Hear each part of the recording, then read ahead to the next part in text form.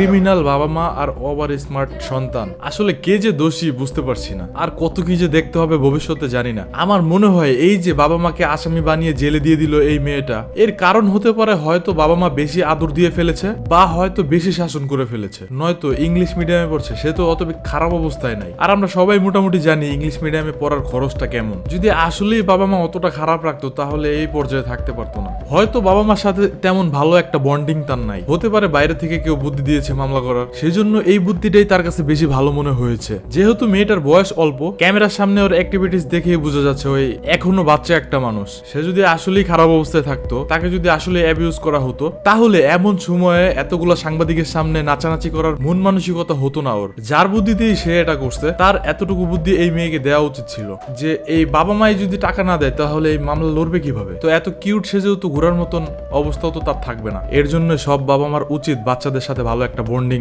Create করা, যেন সবাই সবার সিচুয়েশনটা বুঝে।